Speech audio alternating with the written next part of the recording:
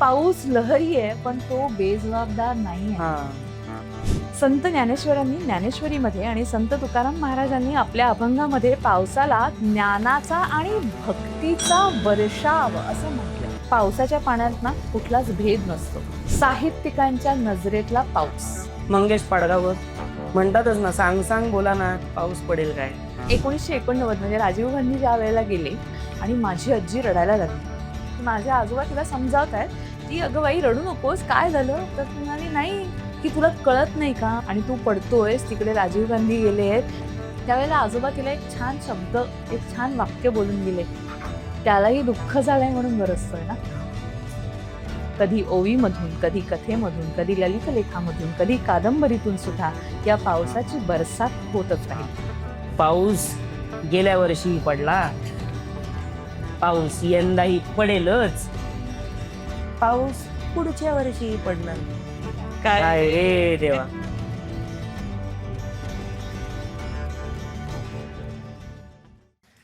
सगळ्यात पहिल्यांदा वाचनाच्या टीमचे खूप खूप मनापासून आभार. जितेंद्र वैद्य सर, तुम्ही सगळेजण, कारण इतका छान उपक्रम आहे आणि मी 2दा-3दा अटेंड केला आहे. त्याच्यामुळे मी पाहते की अतिशय उत्तम असे अभिवाचक इथे येतात आणि छान कार्यक्रम. आणि सगळ्यात महत्त्वाचं म्हणजे ही वास्तू ही इतकी पॉझिटिव्ह आहे आणि इतकी छान आहे. घरगुती मैफल असावी, आपल्या घरामध्ये आपण कार्यक्रम करावा असं वाटावं, इतकी सुंदर वास्तू. आणि खूप धन्यवाद तुम्हा सगळ्यांचे, कारण वाचन संस्कृती लोप पावत चालली आहे, पुस्तकं वाचत नाही, अशा सगळ्या वाक्यांना छेद देत तुम्ही 15वा कार्यक्रम करताय आणि माझ्यासाठी ही खूप महत्वाची गोष्ट आहे. तर मी ओळख करून देते, माझा सहकारी, माझा मित्र निलय घैसास. नमस्कार. निलय एक अभिनेता आहे, दिग्दर्शक आहे. वेद ऍक्टिंग अकॅडमीमध्ये गेली जवळपास 10-11 वर्ष तो ॲज अ ट्रेनर म्हणून काम करतोय आणि स्वतः उत्तम अभिनेता, फुलपाखरू सारख्या सिरियलमध्ये काम करत असताना, स्वराज्यरक्षक संभाजी सारख्या सिरियलमध्ये काम करत असताना, अनेक ऍड फिल्म्स करत असताना तो एक उत्तम वाचक आहे. रसिक वाचक असणं खूप गरजेची गोष्ट आहे आता, आणि तो उत्तम वाचक आहे. मुळात त्याचे अनेक संदर्भ पाठ आहेत, ही माझ्यासाठी खूप आनंदाची गोष्ट आहे. अनेक पुस्तकांचे संदर्भ, अनेक कवींचे संदर्भ त्याचे पाठ आहेत. तसा आजचा माझा सह अभिवाचक निलय घैसास. आणि माझी आजची सह अभिवाचिका वृंदाताई, जिला तुम्ही सगळेच जण ओळखता, वृंदा दाभोळकर. उत्तम लेखिका आहे, उत्तम अभिवाचक आहे, उत्तम निवेदिका आहे. अनेक वेगवेगळ्या कार्यक्रमांचं निवेदन केलेलं आहे. अनेक कार्यक्रमात अभिवाचक म्हणून तिने तिची छाप सोडलेली आहे आणि उत्तम लेखिका आहे, ज्याचा अनुभव तुम्हाला आत्ताही घ्यायला मिळेलच आणि तिच्या पुस्तकात मार्फत सुद्धा तुम्हाला तो अनुभव घ्यायला मिळेल. तिने आत्ताच तिचं एक नवीन पुस्तक प्रकाशित झालेलं आहे, ते तिने आणलेलं आहे. जर नंतर तुम्हाला ते पुस्तक हवं असेल सो नक्की संपर्क साधा तिच्याजवळ. उत्तम लेखिका आहे आणि माझी मोठी मैत्रीण वृंदा दाभोळकर. Thank you much. आज आम्ही जो विषय निवडलाय अभिवाचनासाठी, मला माहितीये वाचनाचा आहे, अभिवाचनाचा आहे आणि अभ्यासोनी प्रकटावे असं तुमचं ब्रीदवाक्य आहे. आणि जेव्हा आपलं बोलणं झालं आणि जेव्हा या कार्यक्रमाची तारीख ठरली, तर काय वाचायचं, काय सादर करायचं, खूप मोठा प्रश्न होता. कारण मला माहिती आहे इथे चोखंदळ प्रेक्षक येतात, तर ह्या प्रेक्षकांसमोर काय सादर करायचं हा जरा माझ्यासमोर पडलेला प्रश्न होता. आणि मग तारीख पाहिल्यानंतर असं लक्षात आलं, अरे हे पावसाचा दिवस आहे, हा पाऊस पडू शकतो, पौर्णिमा आहे, आणि मग काय सादर करायचं. मग त्यावेळेला लक्षात आलं, आपल्या मराठी साहित्यामध्ये सगळ्या साहित्यिकांनी पाऊस या संकल्पनेवरती, या ऋतूवरती भरपूर लिहिलंय. आणि त्यामुळे मी सादर करतोय, आम्ही दोघं जण, साहित्यिकांच्या नजरेतला पाऊस. आणि आपल्या सगळ्यांच्याच आठवणी खूप निगडीत आहेत ना पावसाची. म्हणजे ही जेनझी 2-3 जण आहे, तर ते सोडले तर आपल्या पावसाच्या आठवणी खूप छान आहेत. म्हणजे माझी आठवण अशी आहे पावसाची की मी 1989 म्हणजे राजीव गांधी ज्या वेळेला गेले त्यावेळेची आठवण सांगते. रत्नागिरीला होतो माझ्या त्यावेळेला, आणि प्रचंड पाऊस पडला, इतका पाऊस पडला की आमच्या घराच्या म्हणजे आजोळच्या घरासमोर एक मोठी व्हाळ म्हणतो आम्ही त्याला कोकणामध्ये, ओहोळ त्याला मराठीमध्ये नाव आहे, तो दुथडी भरून व्हायला लागला. आंब्याचा शेवटचा संपायचा सीझन, पेट्या जायच्या होत्या आणि माझी आजी रडायला लागली. आणि आजोबा तिला समजावतात, हे दृश्य खरं घडलेलं आहे. माझे आजोबा तिला समजावत आहेत की अगं बाई रडू नकोस, काय झालं? तर ती म्हणाली नाही, या पावसाला कळत नाही का? आणि ती अक्षरशः दरवाजात उभं राहून भांडली पावसाशी की तुला कळत नाही का, माझा शेवटचा आंब्याचा ट्रक, माझ्या मुलाचा धंदा आहे, त्याचं जायचं आहे त्याला, आणि तू पडतोयस, तिकडे राजीव गांधी गेले आहेत, सगळं दुःख आणून तू करतोयस असं पावसाचं एवढं मोठं, तो व्हाळ वाहतोय, पलीकडे ओलांडायला काही नाही, माझी पोरं बाळं जायची मुंबईला परत, आता काय करू? त्यावेळेला आजोबा तिला एक छान शब्द, एक छान वाक्य बोलून गेले, त्यालाही दुःख झालंय म्हणून बरसतोय ना. खरं तर काय शिक्षण होतं दोघांचं माहिती नाही, म्हणजे मला खरंच माहिती नाही. माझी आजी किती शिकली होती मला नाही माहिती, माझे आजोबा किती शिकले होते मला नाही माहिती, पण त्यांच्यासारख्या सामान्य माणसाच्या तोंडून सुद्धा असं वाक्य आलं, सामान्य म्हणजे म्हणायला सामान्य, खरं तर असामान्य कर्तृत्वाने, त्यांच्या तोंडून वाक्य आलं की अगं त्याला म्हणून बरसतोय ना. मग अशा वेळेला जेव्हा साहित्यिकांच्या पुस्तकांची पानं उलटली तर त्यांच्यामध्ये खूप काही सापडले. माझी शाळेतली आठवण एक सांगते, मग निलय तुझी आठवण सांग नक्की, कारण तू आजच्या पिढीचं नेतृत्व करतोय. माझ्या वेळची शाळेची आठवण म्हणजे पाऊस पडायला लागला की पहिल्या पावसात भिजायचं, कारण पाठीवरचे घाम गेलं पाहिजे, हा नियम होता. त्याच्यानंतरची आठवण, शाळा सुरू झाली की शाळेतनं येताना खड्ड्यात उड्या मारत पाऊस तो असा झेलायचा अंगावरती, कपडे खराब झालेले ते बघायचे, आणि मग त्याच्यानंतर तो जो काही आनंद मिळायचा, मग जरा जास्त पाऊस पडला की होड्या सोडायच्या, आणखीन बरंच काही. आपल्या सगळ्यांच्याच आठवणी माझ्यामध्ये अशा आहेत. हजारी मोगरा फुललेला असायचा दारामध्ये पावसाळ्यात, आणि तो तोडून घ्यायचा, त्याची फुलंच देवपूजेला वापरायची, म्हणजे देव्हारा गंधित झाला पाहिजे, इतकं आपलं बालपण समृद्ध होतं. मग कॉलेजमध्ये जायला लागल्यानंतर माटुंग्यापासून, म्हणजे डोंबिवलीपासून माटुंग्याला रुईया कॉलेजपर्यंत जायचं, तर ते मुंबऱ्याच्या डोंगरावरचे ओहोळ जे काही व्हायचे, झरे व्हायचे, नायगरापेक्षा त्याचं सौंदर्य कमी होतं असं मला वाटत नाही, कारण नायगरा खूप आयुष्यात उशिरा आला, पण ते मुंबऱ्याच्या डोंगरावरनं वाहणारे झरे समोर दिसायचे, हिरवगार झालेलं असायचं. तो पाऊस दरवाजात उभं राहून झेलायचा, आणि मग त्यावेळेला वेडं बागडं काहीतरी डोक्यात यायचं, सुचायचं. आता त्या वह्या जेव्हा उलटून पाहते तेव्हा असं वाटतं की बरं झालं आपण तेव्हा लिहिते नव्हतो, कारण त्यावेळेचे तशी आठवण, तसे शब्द, तसे विचार असं येत होतं. तर असा हा माझ्या आठवणीतला खूप छान पाऊस आहे, आणि या पावसाच्या खूप दमदार आठवणी आहेत. 26 जुलैला अडकले होते, 3 दिवस एवढ्या पाण्यातनं चालत गेले, ही सुद्धा आठवण आहे पावसाची, पण तरी सुद्धा अत्यंत आवडता ऋतू. आणि आता तर म्हणजे प्रार्थना करतोय की आता तू पड रे बाबा. तर असा हा पाऊस. निलय तुझी आठवण? एक मिनिट. माझ्या आठवणीतला पाऊस म्हणजे क्रिकेट. पाऊस पडायला लागला की आम्ही क्रिकेट खेळायला जायचो मुद्दाम, आईला न सांगता. का तर आई पावसात क्रिकेट खेळू देणार नाही याची भीती, आणि पावसात भिजत भिजत क्रिकेट खेळण्याची जी काही मजा असते, मग तो मुद्दाम डाईव्ह मारून कॅच पकडणं असेल, कारण लागत नाही, पाणी असतं सगळीकडे, मग ते घसरायला मिळणं असेल, पावसात स्लाईड मारता येणं असेल, या सगळ्या गोष्टी आम्ही अनुभवल्या आहेत आणि आम्ही मज्जा केलेली आहे पावसाळ्यात. मग घरी आल्यानंतर आईचे ओरडे, धपाटे हे सगळंच खाल्लेलं आहे. कारण अर्थात कोणत्याही, म्हणजे अगदी आम्ही जेव्हा अंबिकानगर म्हणून नावाची बिल्डिंग होती आमची, त्याच्यावर आम्ही जेव्हा राहायचो त्यावेळेला वरखानचीच सगळी मुलं होती. 7:30 झाले की सगळ्यांच्या घरून आवाज यायचे, चला वर चला वर चला. मी वर राहिलो, वर आल्यानंतर प्रत्येकाच्या घरून एक तरी धपाटा मारल्याचा आवाज यायचाच, आणि इतकी मजेशीर गंमत होती. पण तो धपाटा कितीही खाल्ला तरी दुसऱ्या दिवशी शिळ मारून किंवा बोलवून कोणाला जरी खुणा करून की आज पावसात आपल्याला समजा हे करता येत नाही तर आपण काय करायचं, काय मज्जा करायची. तेव्हा आमच्या वेळेला बोर्ड गेम्स असं काही नव्हतं, पण तरी नवा वापर असेल, पत्ते असतील, कॅरम असेल, ह्याच्या गमती रंगायच्या घरामध्ये, ते आम्ही अनुभवलंय. सो ती माझी पावसाची खूप जवळची आठवण आहे की पावसाळा सुरू झाला की कसं आहे, ते सांग सांग बोलायला सारखं आहे की सुट्टी मिळेल काय, सुट्टी मिळाली की सगळ्या मित्रांबरोबर जमून मजा करायची, धमाल करायची. आणि कधी सुट्टी, मुद्दाम नाटकं केलेली आहेत बऱ्याच वेळेला. त्रास होतोय, बरं नाही वाटत आहे, सर्दीच झाली, खोकलाच झालाय, तापच आलाय, मग आई म्हणायची की नाटकं करू नको, शाळेत जा.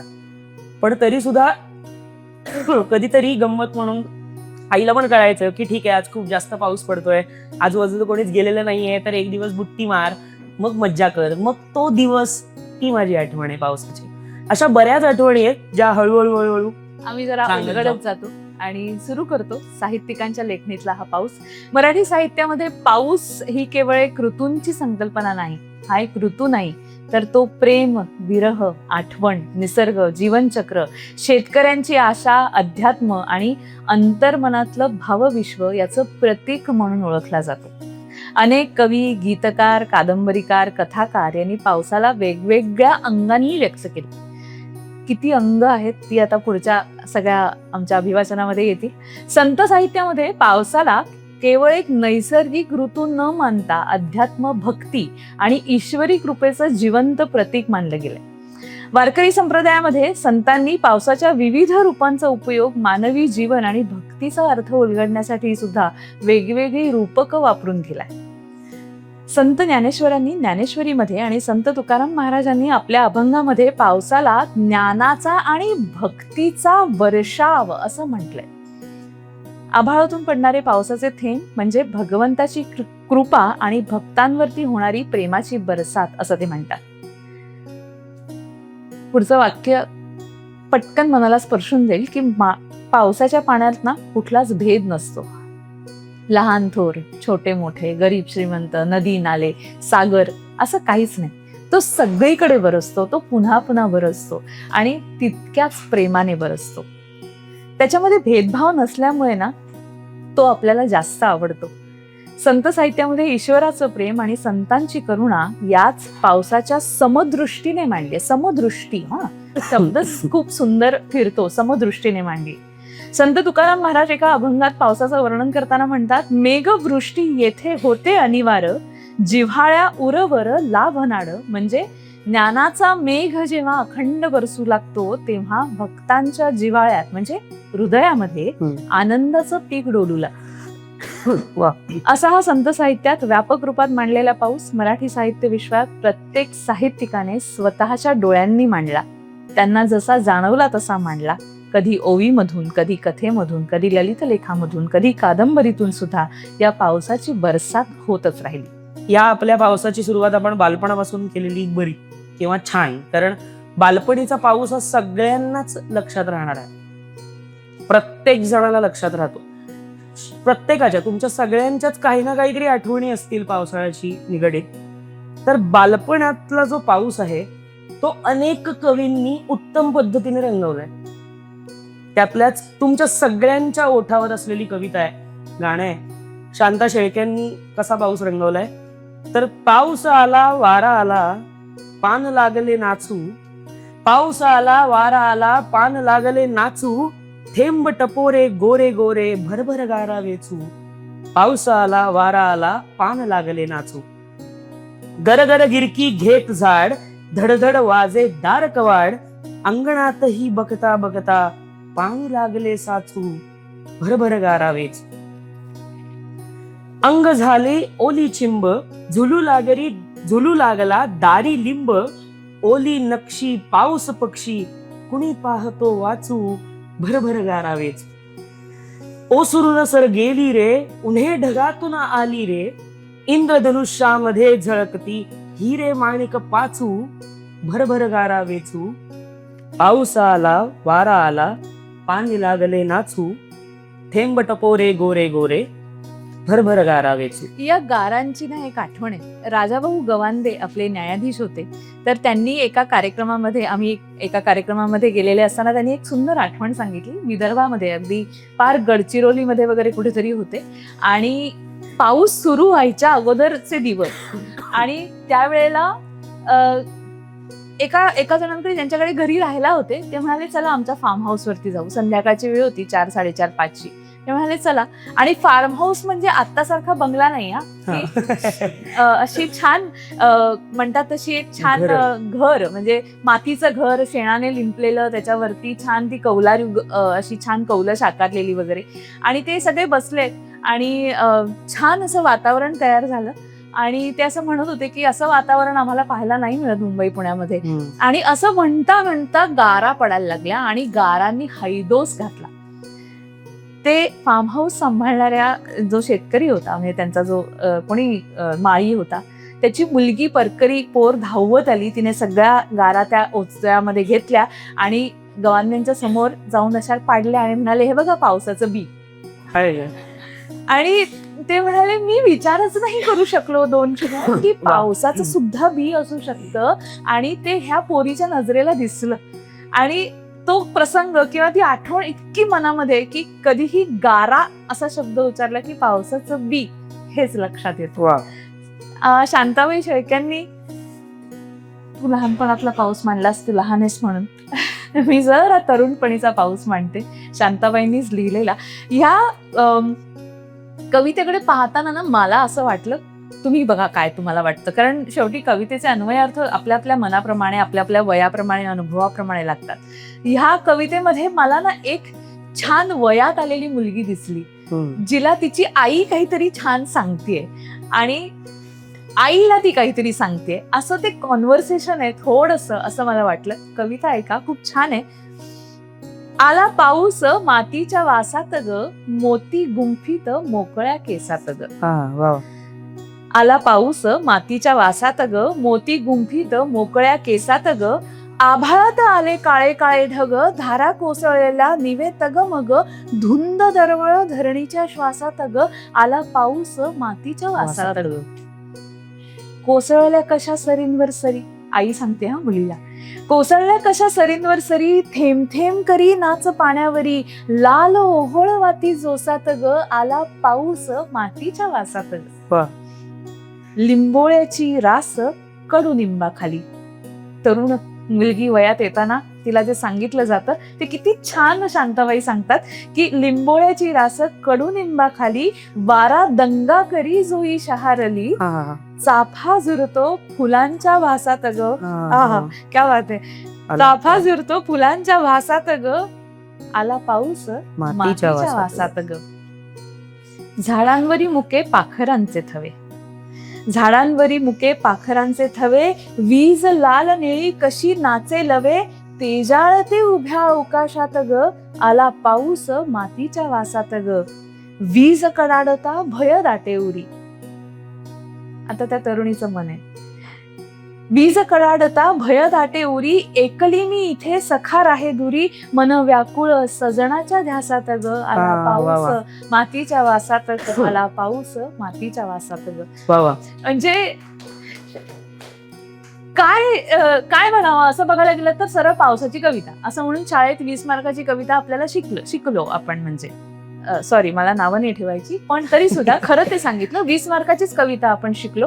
पण ज्या वेळेला मराठी साहित्याचा अभ्यास करण्याचं भाग्य मला लाभलं, त्यावेळेला एक एक कविता 3दा 4दा 5दा वेगवेगळ्या लोकांकडनं ऐकल्यानंतर त्याचे वेगवेगळे संदर्भ लावायला सुरुवात झाली आणि मग खऱ्या अर्थाने अभ्यासाने कसं प्रकटावं हे सुद्धा कळायला लागलं.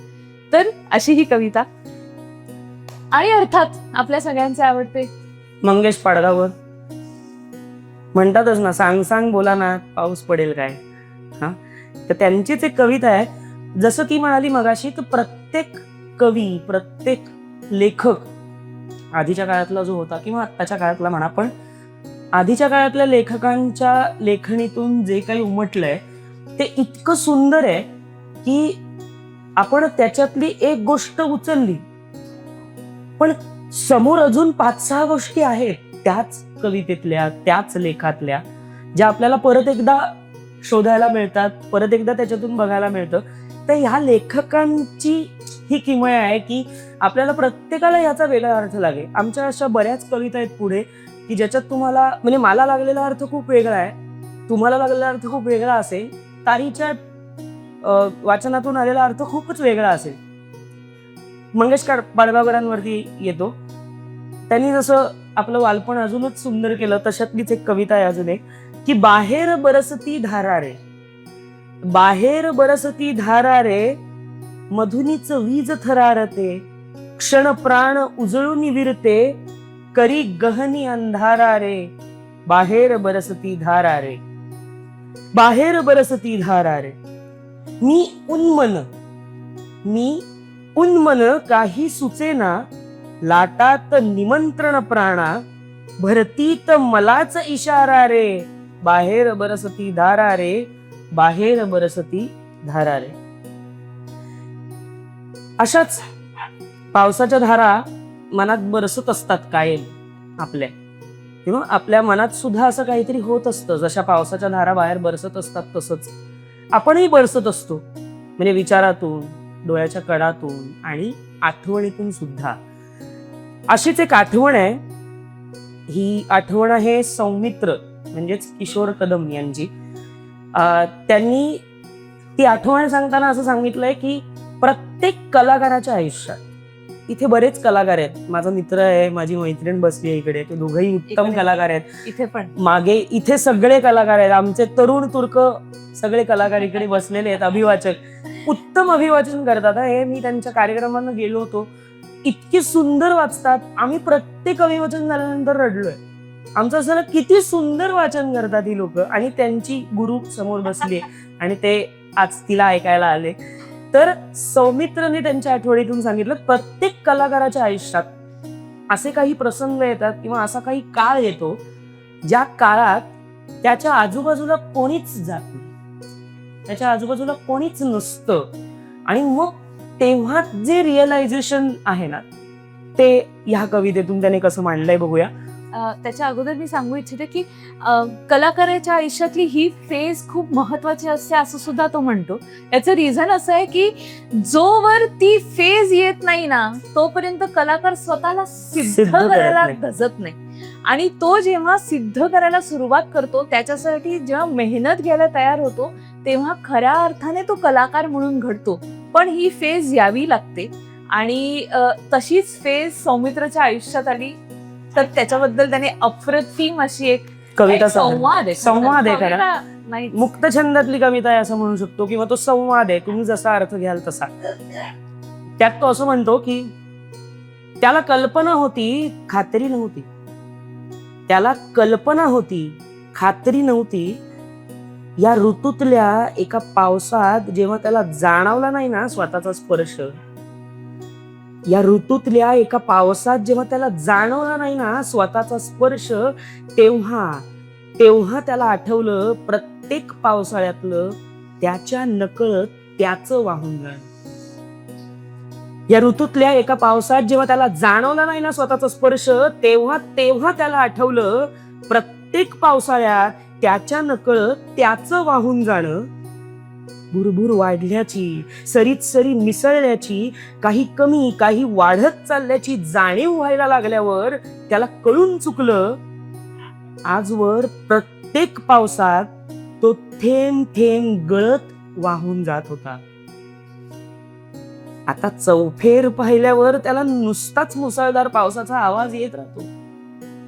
आता चौफेर पाहिल्यावर त्याला नुसताच मुसळधार पावसाचा आवाज येत राहतो. तो नसतो फक्त भरून आलेला आभाळ आणि संततधार बरसणारा पाऊस असतो. तो नसतो फक्त भरून आलेला आभाळ आणि संततधार बरसणारा पाऊस असतो. त्याला कल्पना होती पण खात्री नाही. असं कलाकाराचं मन आहे. आणि असंच वैभव दादा पण लिहितो, वैभव जोशी, आमच्या तरुणांच्या हृदयाची धडकन आहे. यंदाच्या पावसाळ्यात आमच्या तरुण आम्ही मनाने तरुण वा वा.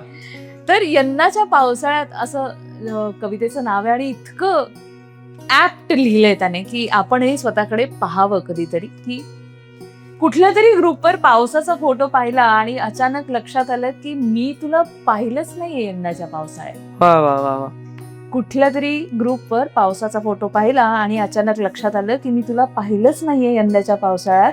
कुठल्या तरी छत्रीवर कॅलिग्राफ्ट कविता पाहिली आणि अचानक लक्षात आलं की तुझ्यासारखी ओलीचिंब ओळखही लिहिली नाहीये या पावसाळ्यात. कुठल्या तरी घाटातून जाताना दाटलेले ढग पाहिले आणि वाटून गेलं की आपल्यात काही दाटलंच नाही यंदाच्या पावसाळ्यात. हा वा आणि दोघांनाही त्याचं काहीही वाटलेलं नाही यंदाच्या पावसाळ्यात. वा वा वा वा. यंदाच्या पावसाळ्यात आपण दोघांनी जमा केलेत वेगवेगळे असे अनेक पावसाळे. होतं असं नवरा बायकोच्या नात्यात स्पेशली असं होतं की यंदाच्या पावसाळ्यात आपण दोघांनी जमा केलेत वेगवेगळे असे अनेक पावसाळे. पांढरे स्वच्छ होत चाललेले संबंध आणि संदर्भ सुद्धा उरले नाहीयेत काय. वा. यंदाच्या पावसाळ्यात भिंतीवर उमटले नाहीयेत बेभानाचे शिंतोडे. यंदाच्या पावसाळ्यात भिंतीवर उमटले नाहीयेत बेभानाचे शिंतोडे. खिडकीवरून जरा जरा तारुण्य ओघळलंय फक्त. अनेकदा भर उजेडात भरून आलंय पण आपल्या मॅच्युअर आभाळाच्या डोळ्यात प्री मॅच्युअर कारुण्य साकळलंय फक्त. यंदाच्या पावसाळ्याबद्दल मी फक्त इतकंच बोलू शकतो. वा. असं म्हणतात की पावसाळा हा ऋतू नवीन कवींना जन्म देतो. आणि असं ऐकल्यानंतर त्याच्यावरती बरीच टीका निघाली की पावसाळ्यात नवीन कुत्र्याच्या छत्र्या जन्म घेतात तसे कवी जन्म घेतात वगैरे, याच्यावरती टीका झाली. पण मला खरंच असं मनापासून वाटतं की का होऊ नये. बीज अंकुरे अंकुरे ओल्या मातीच्या कुशीत आहे ना. वा. मग ते बीज जर उन्हाळ्यात थंडीत कुठेतरी आत मनात रुजलं गेलंय, पावसाचे 4 थेंब पडल्यानंतर जर त्यातनं कोंब आला, त्यातनं 4 शब्द फुटले, तर का लिहू नये. लिहिण्याने काय होतं, मनातल्या ज्या साचलेल्या दाटलेल्या भावना असतात ना, जळमट असतात ना, ती निघून जातात आणि मन स्वच्छ होतं. वाचनाने बुद्धी समृद्ध होत असेल, मेंदू तल्ल होत असेल, पण लिहिण्याने तुमचं मन स्वच्छ होतं. त्याचं काय. आणि आज आपण मनच स्वच्छ करत नाही म्हणून तो पाऊस झेलू शकत नाही है ना. आपण पावसाला सहज नावं ठेवतो, त्याला कुरकुरतो आपण. आणि हेच असं कुरकुरणं दासू वैद्यांनी कसं मांडलंय ते पहा. आणि जसं परत म्हटलं की हे साहित्यिक, हे सगळे लेखक कसे डोळे उघडतात ते सुद्धा पहा. दासू वैद्यांचा एक लेख आहे रे पावसा ना. पण त्याच्या आधी दासू वैद्यांना जेव्हा समोरून ऐकलं त्यांना एका कार्यक्रमामध्ये, तेव्हा ते असं म्हणाले की मला मुंबई पुण्यात आल्यावर मला फार बरं वाटतं बाबा, तुमची लई मौज आहे, जाम मौज करता तुम्ही. तर कळलं नाही. तर म्हणे अरे तुम्ही नळ उघडला की नळाला पाणी येतं. आमच्या जालन्यात बघा पाऊस पडला, पाण्याचा टँकर आला की तोंड धुऊ, पाणी पिऊ, कपडे धुऊ, साखर धुऊ, आम्हाला कळतच नाही. तुमची लय मौज आहे बाबा. 28 दिवसांनी पाणी 28 दिवसांनी वगैरे पाणी येतं त्यांच्याकडे, आणि ते सुद्धा टँकरचं. आणि त्यावेळेला पाण्याची, पावसाची खरी किंमत कळते. आणि त्या माणसाने रे पावसा असा लेख लिहिलाय. त्याच्या अगोदरची गोष्ट खूप सुंदर आहे जी त्यांनी लिहिली आहे, आणि जी आपल्याला माणूस म्हणून प्रश्न विचारायला स्वतःला भाग पाडते. ती अशी की एक प्रतिभावंत चित्रकार होता. अभिवाचन असेल तरी माझं ना पाठ होतं, त्याच्यामुळे मी जरा थोडंसं बोलत बोलत सांगते की प्रतिभावंत चित्रकार होता, चांगलं नाव होतं, कमाई सुद्धा छान होती, पण तरल मन पडलं प्रेमात. काही अडचणी आल्या, येतात, प्रेमात पडल्यानंतर अडचण आलीच पाहिजे असा एक नियम आहे. बघा, बोलला तरुण मन बोललं. तर तरल मन प्रेमात पडलं, काही अडचणी आल्या, झगमगाटी आयुष्याचा वैताग आला, आणि दूर कुठेतरी शांत जागी जाऊन प्रेयसी सोबत राहायचं असं त्या चित्रकाराने ठरवून टाकलं. ठरल्याप्रमाणे रात्री एका रेल्वेत चित्रकार बसला. सकाळी एका स्टेशनावरती जिथे जायचं होतं तिथे गाडी थांबली. चित्रकार उतरला. प्रेयसी मागणे येणार म्हणून निरोप धाडला, म्हणून तो तिथे वाट पाहत बसला. रात्रीच्या गाडीने प्रेयसी येणार होती. गाडी स्टेशनात आली, लोक उतरले, काही चढले सुद्धा, पण प्रेयसी काही दिसली नाही. दिवस उलटले, महिने सरले, ऋतू बदलले, वर्ष लोटली, प्रेयसी आली नाही. आता चित्रकार तिची वाट पाहत राहिला. ती ज्या गाडीनं, रात्रीच्या गाडीनं येणार होती, त्या गाडीची त्याने वर्षानुवर्ष वाट पाहिली. आता तिची वाट पाहणं हा त्याचा श्वासोच्छ्वास झाला.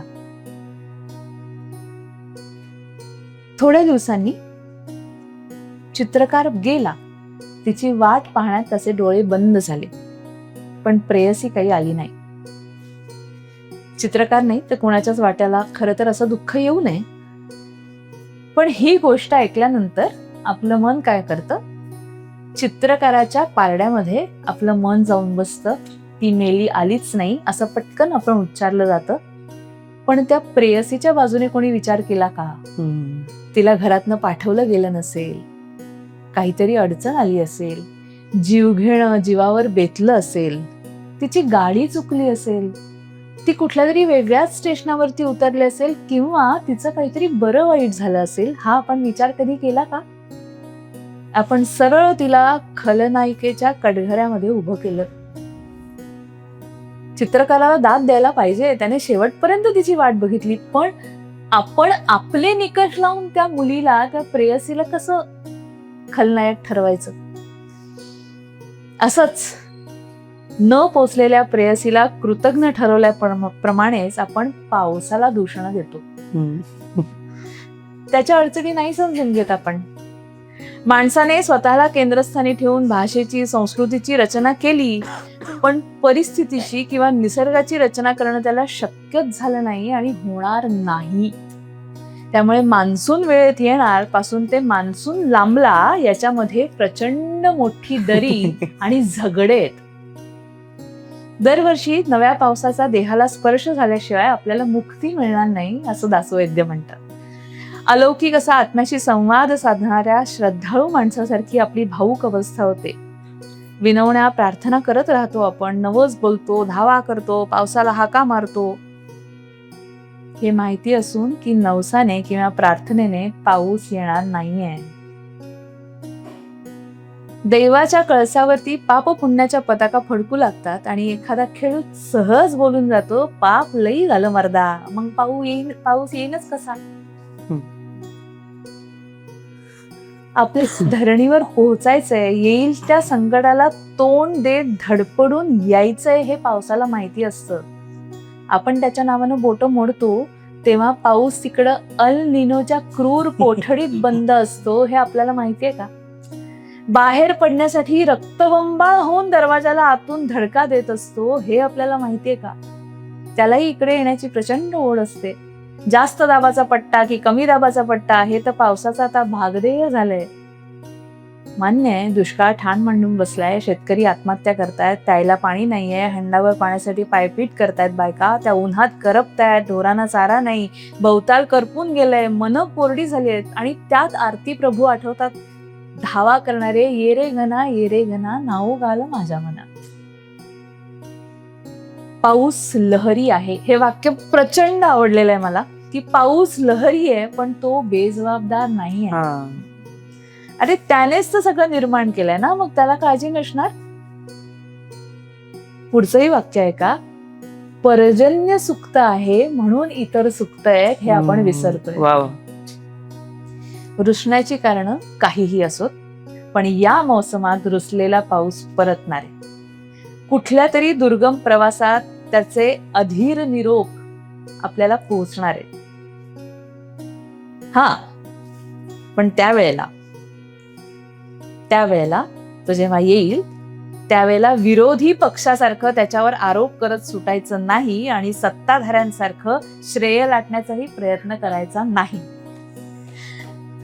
परतलेल्या पावसाच्या वाढलेल्या जटा कापू आपण. तो आला ना की दासवैद्य म्हणतात की परतलेल्या पावसाच्या त्या वाढलेल्या जटा आपण कापू, सुगंधी तेल लावून त्याला नाऊ घालू, कितीही मन बेभान झालं तरी यावेळी आठवणीने डोकं पुसायला त्याला टॉवेल देऊ, गरमागरम वाफाळलेला चहा कॉफीचा कप पुढे करू, आणि मग याचं असं झालं त्याचं तसं झालं म्हणून भूतकाळ कोणीही त्याच्यासमोर उगाळायचा नाही.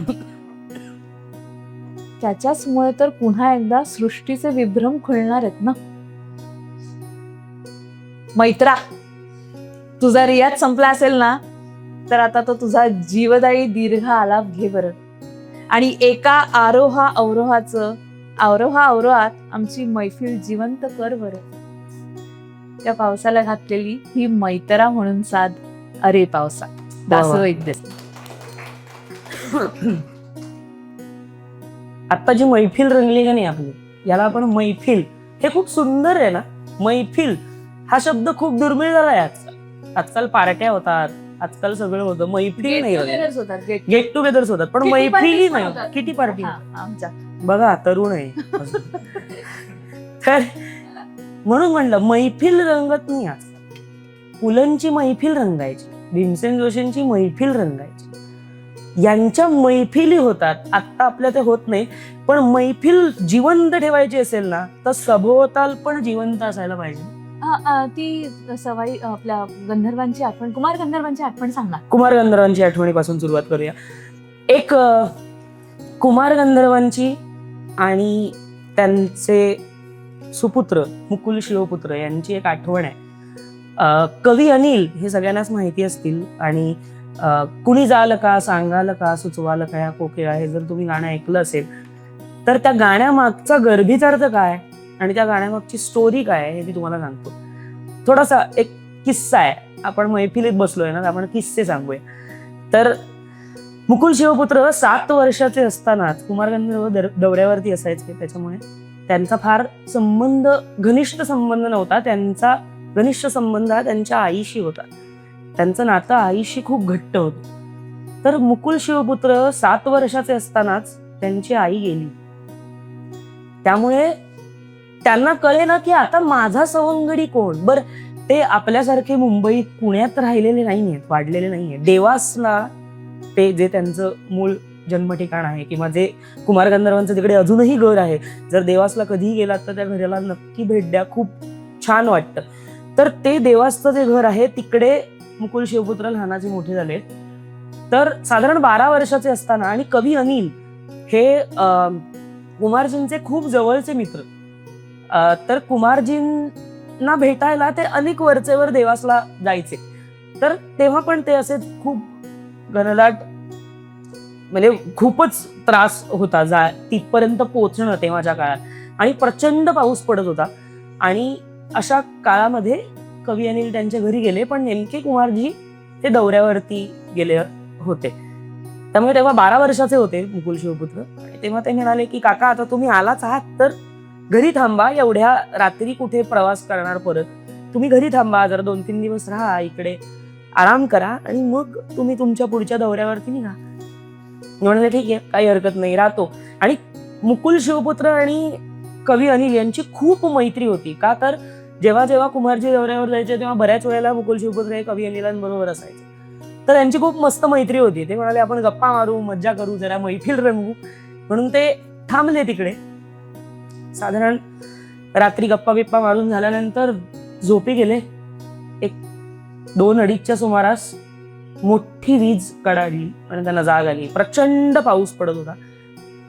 त्यांना जाग आली आणि पाणी पिण्यासाठी म्हणून ते उठले. आणि त्यांना बाहेरून रियाज कोणीतरी करतंय, किंवा कोणीतरी संगीताचा रियाज करतंय, गाण्याचा रियाज करतंय, हे ऐकायला आलं. म्हणून ते बाहेर गेले आणि त्यांनी डोकावून बघितलं तर मुकुल शिवपुत्र हा 2:30 वाजता रात्री हा रियाज करत बसले होते किंवा गात बसले होते. पण ह्याच्या मागची गोष्ट ही कवी अनिलाला माहिती होती की जेव्हा जेव्हा त्यांना त्यांच्या आईची आठवण यायची तेव्हा तेव्हा ते कविता म्हणजे तेव्हा तेव्हा ते गाणं म्हणायचे. तेव्हा त्यांचं असं व्हायचं की मला ह्या तंबोऱ्याच्या सुरांमध्ये जाऊ देत, मग मला आईच्या कुशीत गेल्यासारखं वाटतं. म्हणून ते दरवेळेला गाणं गायचे.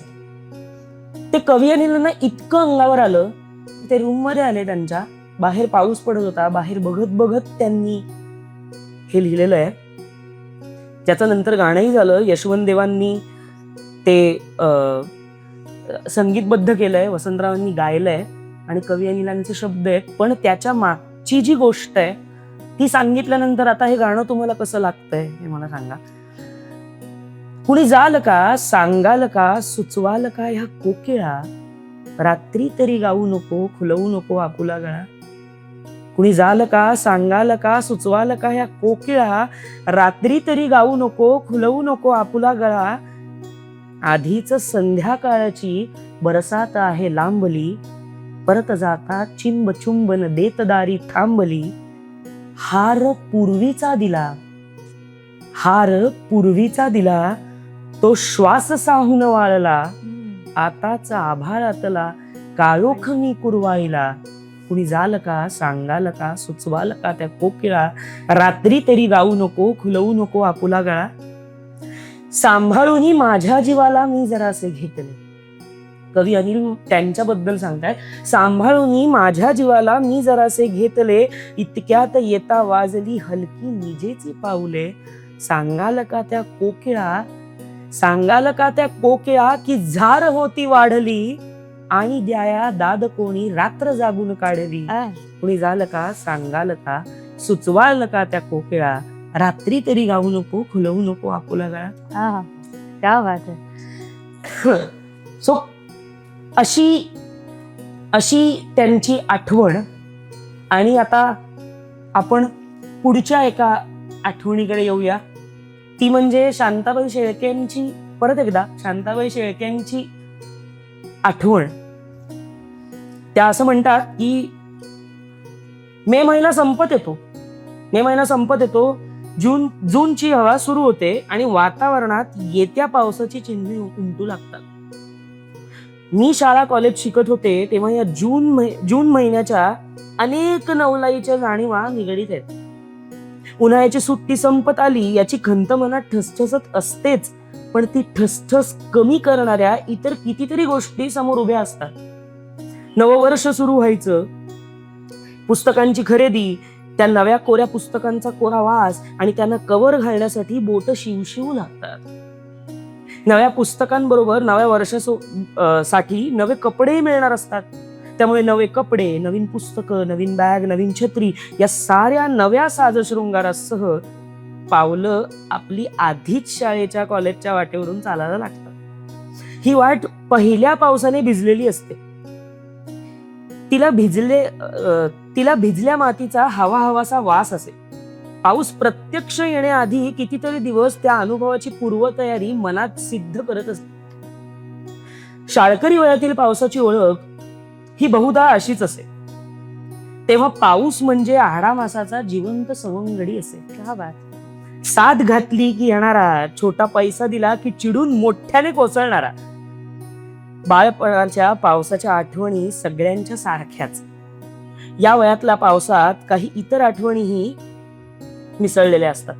पावसामध्ये भिजून आल्यावर घेतलेल्या चहाच्या गरम घोटाला काहीतरी विशेष चव आहे. बाहेर तुफान पाऊस कोसळू लागला म्हणजे आई आवर्जून थालपीठ किंवा भजी करे. त्या भिजत थंड हवेमध्ये गरमागरम थालपीठाचा तुकडा तोंडात टाकताना आणि खमंग भजीवर ताव मारताना अलौकिक आनंद व्हायचा. शाळा संपली, कॉलेजचे दिवस आले आणि याच कॉलेजच्या दिवसात कवितेशी नव्याने ओळख झाली. आता पाऊस प्रिय वाटायला लागला होता, तो वेगळ्या कारणांसाठी. तरुण शरीराला, तरल झालेल्या संवेदनांना पावसाचं आव्हान अनोख्या उत्कटतेने जाणवू लागलं होतं. पाऊस प्रत्यक्ष अनुभवण्यापेक्षा कवितेतून त्याचा सहवास उपभोगणं आपल्याला अधिक आवडतंय याचा नव्याने शोध लागला होता. पण वय वाढलं, आयुष्य बदललं, तसेच पावसाचे सुंदर संदर्भही पलटत गेले. आता पाऊस म्हटल्यावर कवितेच्या धुंद ओळी आठवत नाही, आठवतात त्या पावसाळ्याबरोबर समोर उभ्या राहणाऱ्या अनेक समस्या. पावसाळ्याचे दिवस आले की माळ्यावर नादुरुस्त पडलेल्या छत्र्या आठवतात. त्या खाली काढल्या पाहिजे त्याची जाणीव होते. या छत्र्या उघडून पाहिल्या की मन विषण्ण होतं. त्यातून खंडीवर धूळ ओसळते आणि कितकी झुरळ देखील बाहेर पडतात. शांताबाईंना झुरळ अजिबात आवडायचं नाही. शांताबाई आवडत नाहीत. शांताबाई प्रचंड घाबरायच्या झुरळांना आणि त्यांचं असं होतं, ही झुरळ काय तिकडे. हाच पाऊस अखंड पडू लागला की त्याची ती एकसुरी लय कंटाळवाणी होते.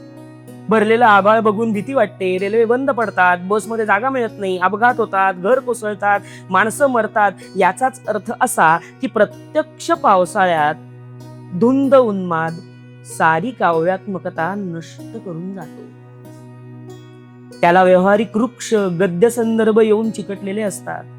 म्हणून या वयात खऱ्याखुऱ्या पावसापेक्षा पावसा आधीचा पाऊस मला अधिक आवडतो. पावसाआधीचा पाऊस हे जर पुस्तक आपण सगळ्यांनी वाचलं तर त्याच्यामध्ये अनेक आठवणी, खूप सुंदर आठवणी शांताबाईंनी लिहिल्या आहेत. म्हणजे साहित्य सहवासमध्ये आहेत, त्यांच्या बालपणातल्या आहेत आणि अशा अनेक.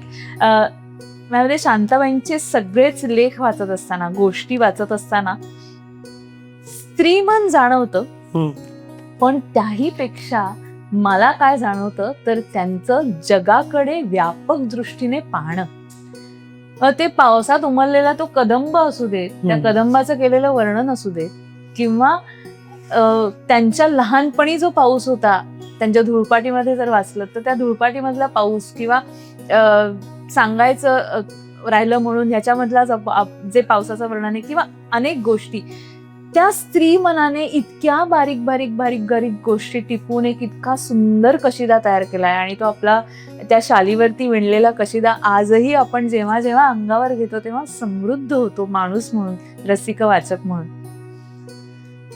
पुन्हा एकदा वैभव दादाची आठवण येते खूप जास्त, कारण त्याच्या कविता इतक्या बोलक्या असतात ना. तर तरुणांची धडकन आहे, पण तो शाळेतच घेऊन जातो पुन्हा एकदा आणि म्हणतो की शाळा वेळा भरल्यानंतर निवांत यायचा पाऊस. शाळा वेळा भरल्यानंतर निवांत यायचा पाऊस. बाई चिडून ओरडायच्या, ए आत नको येऊस. बुट्टी नाही मारायचा पण रोज रोज उशीर. बुट्टी नाही मारायचा पण रोज रोज उशीर. तू बुट्टी मारायचंस ना? हो. अरे खरं निघालं. बुट्टी नाही मारायचा पण रोज रोज उशीर. घड्याळच कळत नाही त्याला कसली आहे फिकीर. काही काही आणत नसे पुस्तक पाटी दप्तर. काही आणत नसे पुस्तक पाटी दप्तर, पण ज्याच्या सोबत वर्गात यायचं मृदगंधाचं असतं. मधल्या सुट्टीत उधळून द्यायचा खिसे भरून सरी. मधल्या सुट्टीत उधळून द्यायचा खिसे भरून सरी. बडबडायचा भुकेपेक्षा तहान असते रे खरी. एखाद तास भिजवायचा आणि तळक जायचा उठून. कोणास ठाऊक जायचा कुठे आणि यायचा कुठून. त्याच्या मते पांढरा खडू हिरवागार होता. त्याच्या मते पांढरा खडू हिरवागार होता. त्याच्या मते पांढरा खडू हिरवागार होता. ठार वेडा होता कारण कलाकार होता. त्याच्या मते पांढरा खडू हिरवागार होता. ठार वेडा होता, बहुतेक कलाकार होता. शाळा सुटली पाटी फुटली. आपलं जे झालंय आता तेच सांगतो तो, की शाळा सुटली पाटी फुटली. पाऊस झाला मोठा खिशामध्ये उरला एक ढबू पैसा खोटा. खिशामध्ये उरला एक ढबू पैसा खोटा. क्या बात आहे. आता ही जी कविता आहे ती म्हणजे शाळेत आता गेलो, आता जसं आता उलट झालंय थोडस. आता कसं ही लहान झाली, मी मोठा झालोय, त्यामुळे आता ही शाळेत गेली आहे. ही शाळेत गेली आहे, आता मी तरुण वयात येतो. आणि तरुणपणी तुमच्या काळात तुम्हाला घेऊन जातो परत. कधीतरी असेल ना तुमची एखादी प्रेयसी प्रियकर असेलच की कॉलेजमध्ये. पटकन हातवर काय नव्हतं, लाजू नका. आता काय झालं, आता क्रश, या आमच्या पिढीचं क्रश होतं. तुम्ही दोघं तर कराच हातवर, असं करू नका, मित्र आहात तुम्ही. हा ठीक आहे, पण क्रश बरीच होती. पण आमच्या पिढीला कसं ना, एक आम्ही बिनधास्त बोलून टाकतो. ए बाबा मला तू आवडतेस, माझं तुझ्यावर प्रेम आहे. आय नो, फटका मिळाला की तरी सुद्धा करतो, तरी सुद्धा म्हणतो, मग वेगळ्यामध्ये. पण तसं नाही. पण म्हणण्याचा हेतू हा की आम्हाला ही बोलण्याची काय म्हणतात मुभाय म्हणून. तर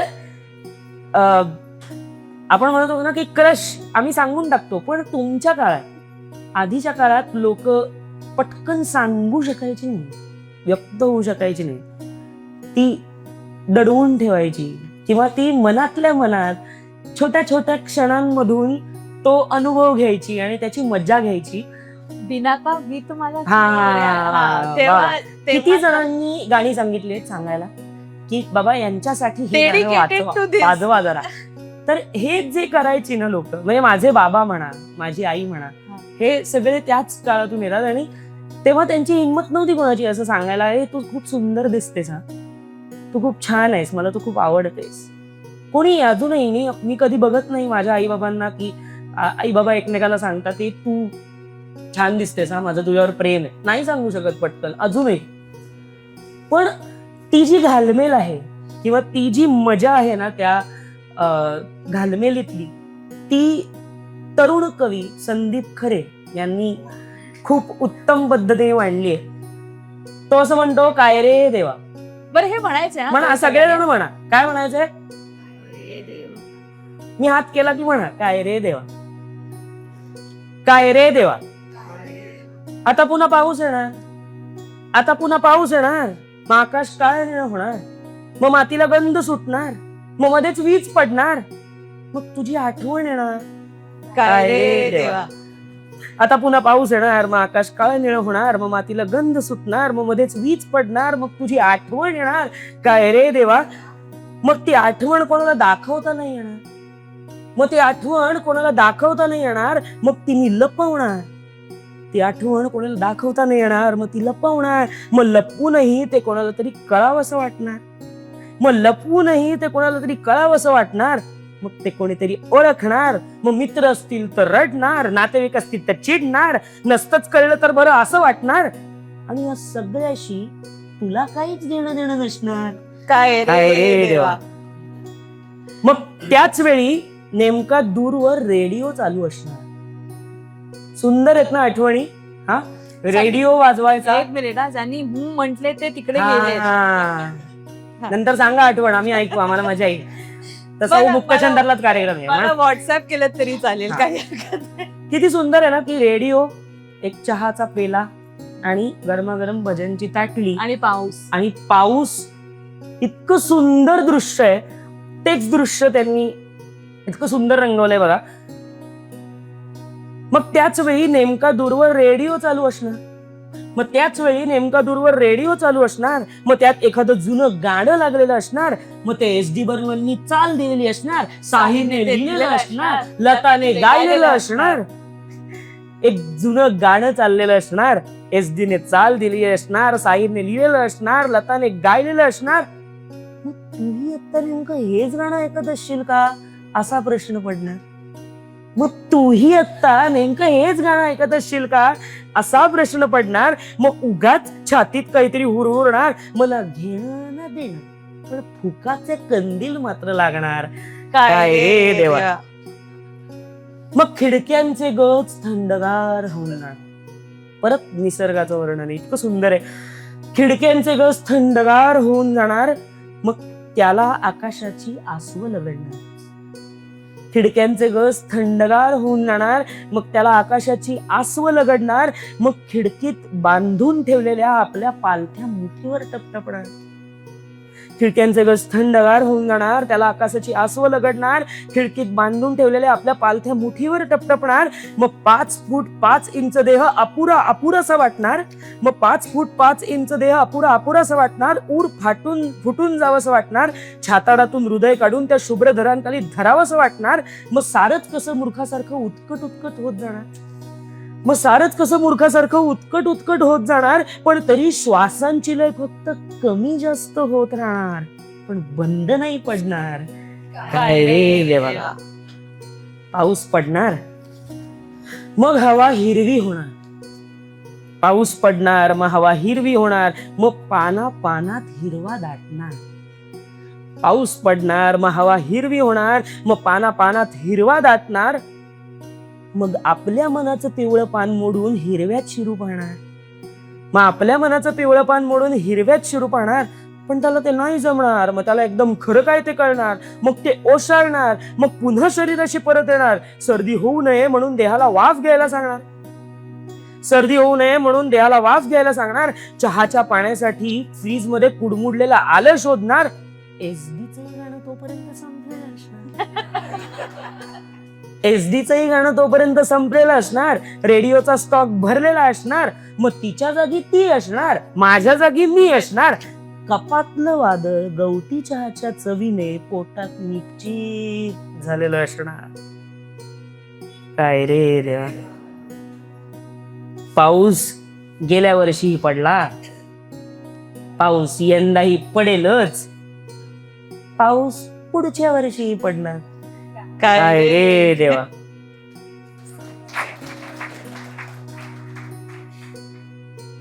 पाडगावकर आणि शांताबाई शेळक्यांनी निसर्गात म्हणजे त्या दोघांनाही निसर्गाचं अफाट प्रेम होतं. ते दोघंही निसर्गातलं भावचित्र खूप वेगळ्या पद्धतीने रेखाटतात आणि त्यातून त्यांच्या तरल आणि संवेदनशील वृत्तीचा आविष्कार आपल्याला कायम पाहायला मिळतो. रंग, गंध, स्पर्श, नाद आणि संवेदनांनी भारवलेली त्यांची कविता सुंदरतेच्या एका सुंदर फुलामध्ये बांधलेली जाते. या दोघांनी पावसावरती कविता लिहिल्या आणि त्यांच्या कवी मनाला भावलेला पाऊस कधी गंधार जागवणारा तर कधी झाडांच्या वाटेवर चिंब भिजलेला एकटाच असतो. पावसाच्या सरीचा वेळू वाजवताना कवीचे डोळे फुलांनी लगडलेल्या वेलीसारखे होतात. पाडगावकरांच्या कवितेतला पाऊस हा त्यांच्या व्यक्तिगत जीवनाशी संबंधित आहे, कारण पाडगावकरांचा जन्म वेंगुर्ल्यातला आणि त्यांना त्यांच्या जन्मगावचं फार कौतिक हाकेच्या अंतरावर असणाऱ्या समुद्राचा आवाज त्यांना कायम खुणावायचा आणि म्हणून वेंगुर्ल्याच्या पावसासंदर्भात ते म्हणतात, वेंगुर्ल्याचा पाऊस कसा माया करत यायचा. वेंगुर्ल्याचा पाऊस कसा माया करत यायचा, सरींनी लाड करत मला कुशीत घ्यायचा. बाळपण माझं सगळं भिजवलं त्याने, बाळपण माझं सगळं भिजवलं त्याने, आईसारखं मला थोपटून निजवलं त्याने. मला जाग येईल म्हणून हळूच निघून जायचा, सरींनी लाड करत मला कुशीत घ्यायचा. वेंगुर्ल्याचा पाऊस कसा माया करत यायचा. वा वा वा.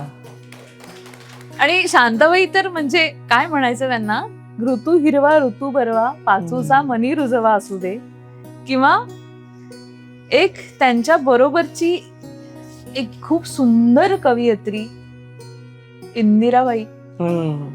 आणि त्या जेव्हा म्हणतात, नको नको रे पावसा असा धिंगाणा अवेळी, घर माझे चंद्रमोळी आणि दारात असाय, नको नाचू तडा तडा.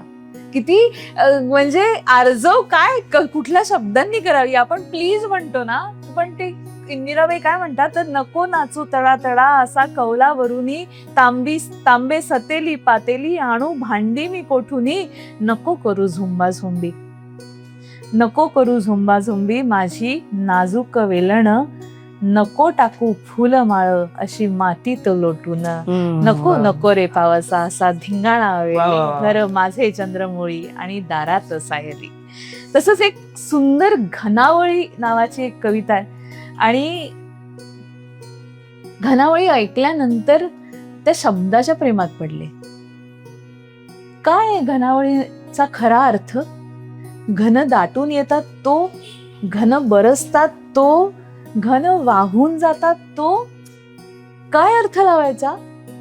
पण ह्या खरंच 8 ओळींची कविता पण नाही म्हणू शकत, हा संवाद आहे किंवा ही मनातली भावना आहे. आणि ती अशी आहे की, धुंद मदालस घनावळी ये, झेप टाकुनी गगनापाशी, बघती खालून डोळे रुसके, अडखळली ते बघून जराशी. परत वाचते, संदर्भ बघा केवढे वेगवेगळे आहेत प्रत्येक ओळीतले. धुंद मदालस घनावळी ये, झेप टाकुनी गगनापाशी, बघती खालून डोळे रुसके, अडखळली ते बघून जराशी. सुचले काही आणिक लगबग, सुचले काही आणिक लगबग, काठी कटींची स्वर्ण मेखला, घळले हिरवे वस्त्र मुलायम, झाकी अलगद मत्सर काळा. काय म्हणायचं अशा कवींना आणि काय म्हणायचं अशा भावनांना, ज्याचे तुम्ही एक एक शब्द घ्यावं याच्यातला आणि त्याचा विस्तार करा. काय जाणवेल? मत्सर काळा आणि तो बरसलाय. आणि आधीची ओळ काय सांगते? घळले हिरवे वस्त्र मुलायम. उलटवाचा, सुलटवाचा, मधून वाचा, ती घनावळी दिसते. आणि माझ्या मते आपल्या या मराठी भाषेचं म्हणूनच ती म्हणजे अमृतातही पैजा जिंके आहे की तिने इतके शब्द, आता हे आपण वापरत नाही, हे आपलं कमनशिबी म्हणूया आपण त्याला, पण हे सगळे शब्द इतके सालंकृत आहेत, अलंकृत आहेत आणि त्याने ती भाषा देखणी झाली आहे. तिला कुठलाही वेगळ्या मेकअपची गरजच नाही. कारण ती स्वतःच इतकी लावण्यखणी आहे आपली भाषा, की तिचं लावण्य अशा या सगळ्या साहित्यिकांनी असं आपल्यासमोर मांडून ठेवलंय. एक वाचू? हो, चालेल. अगदी. सुंदर कविता आहे. प्रत्येक वेळेला जेव्हा तुम्ही ही कविता वाचाल तेव्हा तुम्हाला वेगळा अर्थ लागेल, प्रत्येक वेळेला. आरती प्रभू असं म्हणतात, आरती प्रभूंची कविता आहे, सुंदर कविता आहे, विळखे नावाची कविता आहे त्यांची. वा वा. काल तू होतीस खरं नव्हे, आज तू आहेस खरं नव्हे, उद्या तू असशील, होत्या नवत्यांच्या लाटांवरील संधी प्रकाश. काल तू होतीस खरं नव्हे, आज तू आहेस खरं नव्हे, उद्या तू असशील, होत्या नवत्यांच्या लाटांवरील संधी प्रकाश. नैवेद्य मागणारा काळ अकराळ विकराळ उपाशी, तरीही कळ्या गिळणारी एक समर्थ पाशवी असोशी. सनईच्या सुरातील स्वरांचे सुरवंट प्रभातकाली, तसेच सनईच्या सुरातील सुरांचे सुरवंट प्रभातकालीन, तसेच तुझ्या पाहण्याचे प्रहर बेहद उद्दाम पण विस्मय नव्हेत. दुःखांचा डोंगर रचणाऱ्या पापण्या उचलून पाहतेस ना, दुःखांचा डोंगर रचणाऱ्या पापण्या उचलून पाहतेस, तेव्हा सूर्योदयावरील मेघखंडालाही स्तनाकार मिळतात, सापडतात विचित्र आकार लहरी हवेला, आणि निर्झरांच्या सोनचाकळ्या उचकटून पडतात रानोमान. क्या बात है. काल तू होतीस खरं नव्हे, आज तू आहेस खरं नव्हे, उद्या तू असशील खरं नव्हे, फक्त तो एक शिल्पकार खरा, ज्याने दिले झाडा झुडपांना वाऱ्यांचे विळखे. आहा, क्या बात है. हे असंच दुर्गाबाईंनी पण लिहिलंय. त्यांच्या एका कथेमध्ये दुर्गाबाईंनी झाडाचं आक्रंदन नावाची त्यांची कथा आहे. छोटीशी गोष्ट आहे, पण ते पाऊस येण्याआधी काय घडतं याचं आपण नाही पाहत ना झाडा बिडांकडे. कुठे काय शेजारी कुंडीत लावले त्याला पाणी घालायला पण त्रास होतो खूपदा. पण असे हे लोक किती सूक्ष्म दृष्टीने पाहतात, आणि म्हणून ते वैभवशाली आहेत, आणि म्हणून ते इतके वर्ष झाली तरी सुद्धा आपल्या मनात आहेत. एक सुंदर कथा ऐकवते इथे सगळ्यांना, की दुर्गाबाईंचं निसर्गप्रेम इतकं गहिरं आहे की त्यांच्या झाडाचं आक्रंदन या लेखामध्ये त्यांना झाड वाळे घालून कसं नाचलं याचं वर्णन त्यांनी केलंय. वा. झाडांना चालता येत नाही, पण जागच्या जागी हलता येतं. ती डोलतात, जागच्या जागी उभी राहून सळसळतात. आनंदाने आणि क्रोधाने आणि भयाने सुद्धा ती सळसळतात, आणि त्यांचं सळसळणं कशा प्रकारचं असतं ते आपल्याला सहज ओळखू येतं. रात्री झाडावर रातकिडे ओरडू लागले की आपल्याला भयाचा इशारा मिळतो. जणू झाडच झाडाला सांगतं काहीतरी होणार आहे. ते भयाचा इशारा देतं. झाडांना निद्रा नाही, ती जागी असतात. रात्रभर ती वाऱ्यामुळे घुमतात, पावसाच्या सरींनी नादावतात. वारा नसला की त्यांची निशब्द शांतता सुद्धा मूक आक्रंदन आपल्याला जाणवून देते. पण झाड वेळोवेळी कसं आनंदाचं आणि दुःखाचे चित्कार करतात ते आपण क्वचितच ओळखू शकतो. एकदा एक बंगाली शास्त्रज्ञ मला म्हणाला, ताई तुम्ही झाड वाळे घालून नाचताना पाहिलेत का? मी म्हटलं नाही. दुर्गा म्हणाले, नाही मी नाही पाहिलं असं कधी. हा, वेली झुलताना पाहिलंय, पिंपळ सळसळताना, वड सळसळताना पाहिलाय, पण मी हे तू जे सांगतोयस ते मी काही पाहिलेलं नाही. तो म्हणाला, ऐका माझी गोष्ट. आणि आता तो शास्त्रज्ञ गोष्ट सांगतोय. कलकत्त्याला मी तिथल्या उद्यानामध्ये बसलो होतो. जवळच तगरीचं झाड होतं. उन्हाळ्याने मरू घातलं होतं. उन्हाळ्याचा कडाका मध्यान्ह उलट तरी चांगला जाणवत होता. वारा पडला होता, झुळूक सुद्धा नव्हती साधी.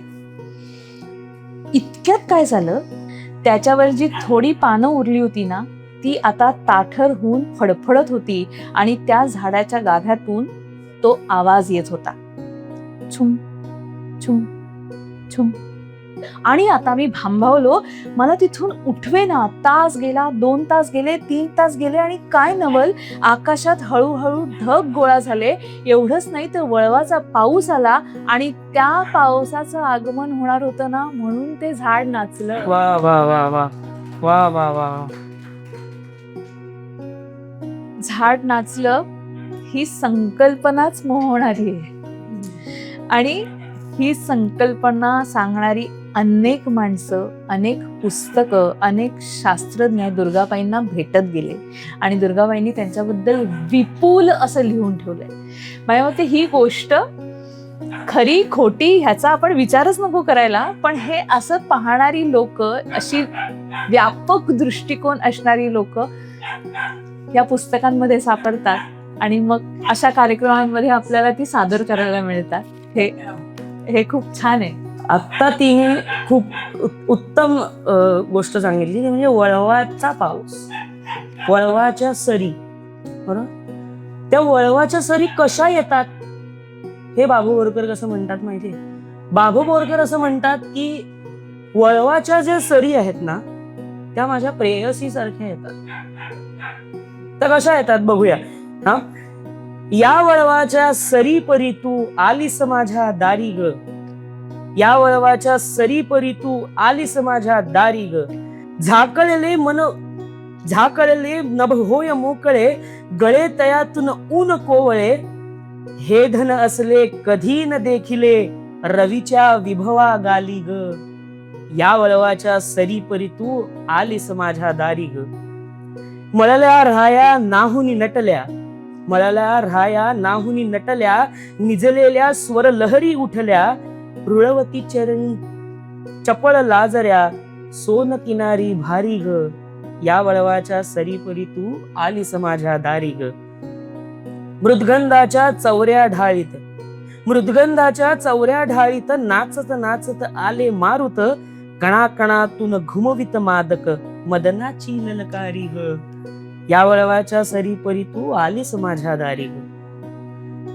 थरारली बघ कमळे सगळी, थरारली बघ कमळे सगळी, मकरंदाला फुटली उकळी, जलदाची पिचकारी बसली निळ्या निळ्या कासारी ग, या वळवाच्या सरी परी तू आलीस माझ्या दारी ग. तृणा तृणातून उठली तृष्णा, तृणा तृणातून उठली तृष्णा, आवरसी मग कातव करुणा, खुले करी हे जीवन अडले वरुणाच्या भांडारी ग, या वळवाच्या सरी परी तू आलीस माझ्या दारी ग.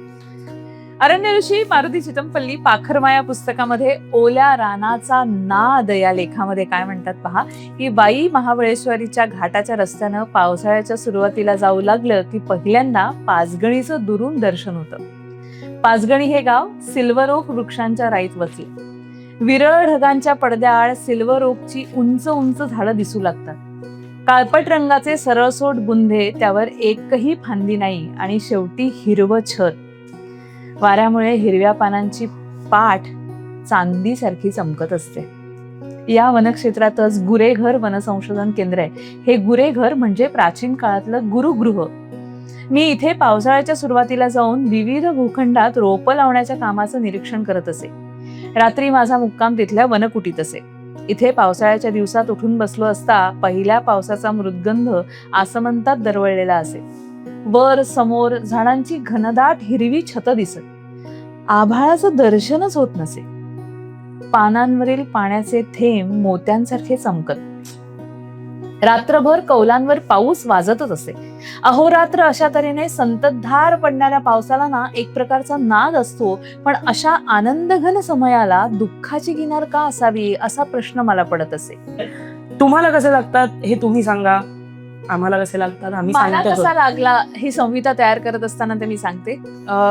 बाबा बोरकर आहेत, त्याच्यानंतर वैभवदादा आहे परत एकदा, आणि मंगेश पाडगावकर, हे 3 कवी. या 3 कवींनी काहीतरी वेगळ्याच विश्वात जाऊन लिहिलेली कविता आहे. म्हणजे जेव्हा बाबा बोरकर लिहितात तेव्हा तो मला शृंगार वाटतो, वैभवदादा लिहितो तेव्हा त्या शृंगाराचा अतिरेक वाटतो, आणि पाडगावकर लिहितात तेव्हा प्रियकराने पूर्ण दुःखात असताना पेनात भरपूर शाई भरून लिहिलेली कविता दिसते.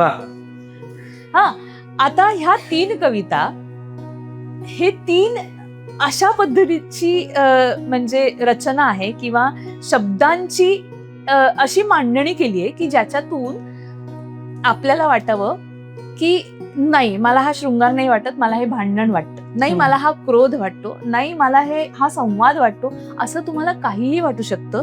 पण संहितेच्या दृष्टीने मी जेव्हा विचार करत होते तेव्हा मला हे 3 क्रम दिसले. आता ते विक्रम बघूया आणि तुम्हाला कसा अर्थ वाटतोय ते पण तुम्ही सांगा नंतर. बाबा बोरकर असं म्हणतात की पर्जन्याची पिस सांडली, पर्जन्याची पिस सांडली पिसावलेल्या उन्हात. पिसावलेला म्हणजे आमच्याकडे पिसो, पिसो म्हणजे वेडा.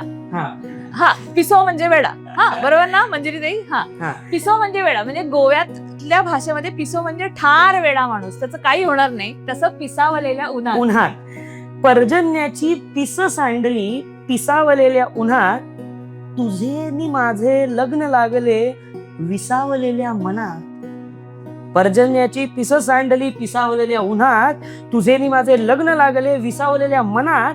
क्षणात झुलल्या मंगलाक्षता, क्षणात झुलल्या मंगलाक्षता पाना सुमना तृणात. क्षणात झुलल्या मंगलाक्षता पाना सुमना तृणात. रत्नांच्या गहिवरात नकळे कोण हरवले कोणात. पर्जन्याची पिस सांडली पिसावलेल्या उन्हात, तुझे नि माझे लग्न लागले विसावलेल्या मनात. म्हणजे एक काळ होता ना जिकडे प्रेमाची व्याख्या इज इक्वल टू लग्न, मध्ये लिव्हिंग वगैरेचा काही संबंधच नाही. हा, आणि आता वैभवदादाची जी लेखणी आहे ती त्या प्रेमाची उत्कट अवस्था असं मला वाटलं. कारण तो म्हणाला बरं राहिलं म्हणून त्याने प्रवाहातून पाय काढून घेतला आणि नदीला पूर आला. आता याची गंमत आहे बघा. मला असं वाटतं आजकाल नाती जी आहेत ती खूपच ठिसूळ होत चालली. त्याच्यातला भक्कमपणा कमी होत चाललाय. याचं सगळ्यात महत्वाचं कारण काय तर पेशन्स. बाकी बऱ्याच गोष्टी असतात, काहींचं नाही पटत, काही नाही जमत, पण आधीच्या काळात तसा ऑप्शनच नव्हता ना, म्हणून मग बाबा बोरकरांनी तसं लिहून ठेवलं. पण पटकन आपण जेव्हा बघतो त्यावेळेला पेशन्सच उरलेला नाहीये लोकांच्या, की नाही मी करून बघेन, मला हे करायचंच आहे, मला हे नाही इथपर्यंत पोचूच द्यायचं नाही. इथपर्यंत लोक पोचतच नाही. बऱ्याच वेळेला लोक म्हणतात की नाही बास झालं, पण संपलं, संपवा. कारण आत्ता तो ऑप्शन आपल्याकडे अवेलेबल आहे. तेव्हा पण होता, पण तेव्हा ती लोक करायची नाही. पण आत्ता तो ऑप्शन अवेलेबल आहे तर आपण तो का नाही घ्यायचा? घेऊया. नाही वेगळं व्हायचं, नाही राहायचं.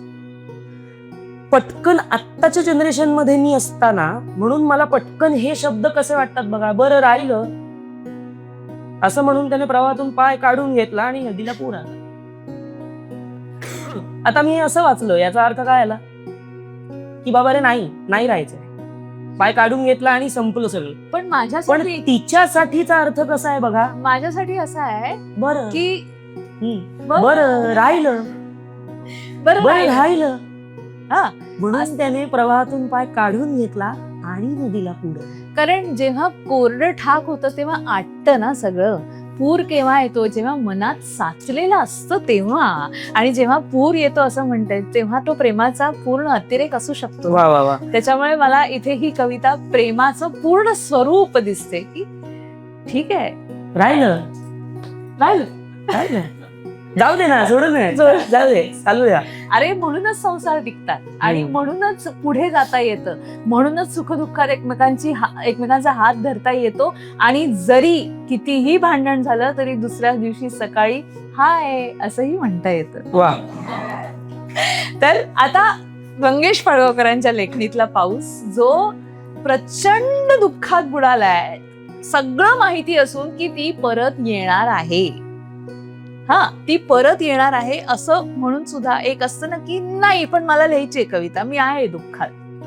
तर ते दुःख कसं आहे? काही लोक दुःखात कवी होतात जसं म्हणतात ना, अशातलीच गोष्ट आहे की नाही असं नाही. मैं कभी कवी न बन जाऊ तेरे प्यार में कविता असंही म्हणतात. पण काही लोक असं म्हणतात दुःख आलं की मला कविता सुचते, असं म्हणून बरीच लोक आजकाल लिहायला लागली कविता आणि त्याला कविता म्हणतात त्यांच्या दृष्टीने, असं आपण म्हणूया. त्याला कविता म्हणतात का नाही ते माहित नाही अजून आपल्याला, पण त्यांच्या दृष्टीने ती लोक कविता करतात बाबा, की बाबा मला दुःख झालं मी कविता करतो. पण मंगेश पाडगावकरांसारखे कवी दुःखात गेल्यानंतर ते कशी कविता लिहितील? गेले नाही ते कधीच, त्यांच्या चेहऱ्यावरती कधीच दुःख बघितलेलं नाही माणसाने आयुष्यात. पण तरी सुद्धा त्यांनी हे कसं लिहिलं ऐका. काळोख असा फिका फिका, काळोख असा फिका फिका, मुकी मुकी ही नाही, काळोख असा फिका फिका, काळोख असा मुका मुका, काळोख असा फिका फिका, काळोख असा मुका मुका, मुकी मुकी ही जुनी गडी, बसलेली घेऊन अढी, अशा अवेळी का आल्या उन्हाळ्या पाऊस झडी, काळोख असा फिका फिका, काळोख असा मुका मुका. असा हा वेगवेगळ्या रूपातला बोल. वेगवेगळ्या लेवलचा पाऊस पाहतोय आपण. आणि काल माझ्याकडून एक असं थोडंसं लिहिलं गेलं तर तू संभवतेस. हा मी संपव. संभव. आणि तो ऐकवते, अगदी ताजा ताजा आहे. काल रात्री माझ्या लेकीने ऐकला 11:30 पावणे 12 वाजता, आणि आज आता प्रॅक्टिस करत असताना याने ऐकला. आता तिसरा पाऊस पडणार आहे इथे. नवीन नवीन ताजा ताजा तिसऱ्या दिवसाचा पाऊस. तर आपण ही भावना सगळ्यांनी कधीतरी अनुभवली आहे, आणि ती शब्दात मांडण्याचा प्रयत्न करते की हुंका अनावर झाल्यावर पावसात कधी गेलात का? हुंका अनावर झाल्यावर पावसात गेलायत का कधी? कारण माणसांच्या गर्दीत रडण्यासाठी धैर्य लागतं, पण पावसात रडण्यासाठी फक्त एक आभाळ पुरेसं असतं. आपल्या आयुष्यात काही अश्रू असे असतात जे कोणालाही दाखवायचे नसतात. ते शब्दात सांगण्या इतके साधे नसतात आणि मौनात लपवण्या इतके हलकेही नसतात. ते मनाच्या अतिशय खोल तळाशी वर्षानुवर्ष साचत राहतात. एखाद्या जुन्या विहिरीत तळाशी साचलेल्या पाण्यासारखे न हलणारे, न आटणारे, फक्त आतून गडद होत जाणारे. आणि मग एखाद्या दिवशी निरभ्र आकाश अचानक काळवंट, वारा जुन्या आठवणींची पानं उडवू लागतो आणि मनाच्या दारावर वर्षानुवर्ष शांत बसलेला एक हुंका अचानक दार ठोठावतो. तो क्षण फार विचित्र असतो. माणूस स्वतःपासूनही लपायला निघतो तेव्हा. कोणी विचारू नये काय झालं म्हणून तो गर्दी टाळतो. कारण त्या एका प्रश्नाचं उत्तर देताना डोळ्यात उभं राहिलेलं संपूर्ण आयुष्य ओघळून पडेल याची त्याला भीती असते. आणि मग अशा वेळी पाऊस भेटतो. कसलाही न्याय न करणारा, कसलाही प्रश्न न विचारणारा, फक्त खांद्यावर हात ठेवून रड ग मी आहे असं म्हणणार. पावसाच्या थेंबांना फार मोठं मानसशास्त्र कळत असावं. ते माणसाच्या चेहऱ्यावर पडताना अश्रू आणि पावसातला फरक मिटवतात. म्हणूनच कदाचित परमेश्वराने पाऊस निर्माण केला. प्रत्येकाला अशी एक जागा मिळावी जिथे स्वतःच्या दुःखाची लाज वाटू नये ना म्हणून. पावसात चालताना कधी लक्ष दिलंय? आपण बाहेरून पूर्ण भिजतो, पण खरं तर आतली कोरडी माती आपण भिजवत असतो. कित्येक दिवसांपासून न उच्चारलेली नावं, जपून ठेवलेली पत्र, अर्धवट राहिलेली स्वप्न, अचानक तुटलेली नाती, न बोलता दूर गेलेली माणसं, आईचा शेवटचा स्पर्श, वडिलांच्या हाताचा आधार, एखाद्या मित्राचा खांदा, प्रेमात पहिला धरलेला हात, आणि सगळं काही त्या पावसाबरोबर पुन्हा पुन्हा मनात बरसू लागतं. आणि मग जाणवतं आपण रडतो ना ते आजच्या दुःखासाठी नाही, तर त्या सगळ्या दिवसांसाठी ज्या दिवशी रडायला वेळच मिळाला नाही. किती विचित्र असतं. माणूस दिवसभर हसतो, सगळ्यांना धीर देतो, सगळ्यांचं ऐकून घेतो, पण स्वतःचं मन ऐकायला त्याच्याकडे वेळ नाही. आणि मन मात्र हट्टी लेकरासारखं सतत हात धरून म्हणत राहतं, बघ ना माझ्याकडे, बघ बघ. आणि आपण त्याचा हात सोडून जगाच्या मागे धावत राहतो. म्हणून कदाचित काही हुंके इतके मोठे होतात की त्यांना घराच्या 4 भिंती पुरतच नाहीत. त्यांना आभाळ लागतं. पावसाचा प्रत्येक थेंब म्हणजे निसर्गाने लिहिलेला एक सांत्वनाचा श्लोक असतो. तो सांगतो, तुटणं पाप नाही, दुःख लपवणं हे त्या खऱ्या वेदनेचं ओझ आहे. काही लोकांना वाटतं रडणं म्हणजे कमकुवतपणा, पण नाही. रडणं म्हणजे मनाने अजून दगड न होण्याची खूण. ज्यांच्या डोळ्यात अजून अश्रू आहेत ना, त्यांच्याच मनात प्रेम जिवंत आहे. कारण अश्रू संपले की माणूस जगणं थांबवत नाही, जाणवणं थांबवतो. म्हणून कधी कधी पावसात मनसोक्त रडून घ्यावं, कारण अश्रूंना वाहण्याचा अधिकार आहे, त्यांना कैद आवडत नाही. आणि पाऊस कधीच दुःख पुसत नाही हा, ते फक्त तो वाहून न्यायला शिकवतो. जसं नदीला समुद्रापर्यंत पोहोचण्यासाठी वाहावं लागतं ना, तसं माणसालाही जगण्यासाठी रडत रडत पुढे चालावं लागतं, कारण काही दुःख संपत नाहीत, ती विरघळून जातात. पाऊस मातीत मुरतो ना, दुःख तसं आत्म्यात मुरत जातं. आणि मग त्या दुःखातून माणूस जास्त करून अधिक संयमी, अधिक जास्त चांगला माणूस बनतो.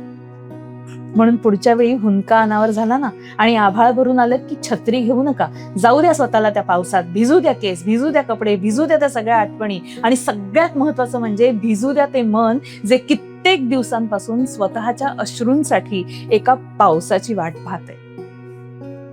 कारण प्रत्येक पावसानंतर आकाश निरभ्र होतं असं नाही, पण प्रत्येक मनसोक्त रडण्यानंतर मनात एक नवीन श्वास जन्म घेतो. आणि कधी कधी आयुष्याला नव्याने जगण्याची सुरुवात एखाद्या मोठ्या विजयाची गरज नसते, ती फक्त एका पावसात कुणालाही न कळता मनमोक्क रडून झालेल्या त्या पहिल्या शांत श्वासापासून सुरू होते. त्या श्वासात शब्द नसतात, स्पष्टीकरण नसतं, कुणाच विषयी राग नसतो. असतो तो विलक्षण स्वीकार, जे हरवलं ते माझं, जे उरलं तेही माझंच. कदाचित म्हणूनच पाऊस फक्त ऋतू नाही,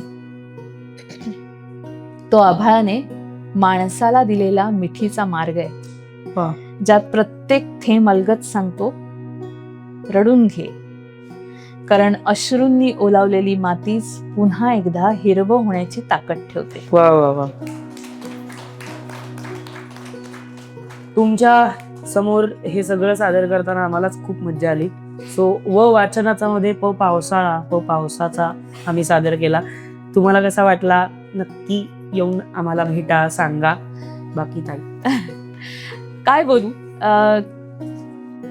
जसं म्हटलं की घरात मैफिल सादर करावी, इतका छान प्रेझेन्स होता तुम्हा सगळ्यांचा.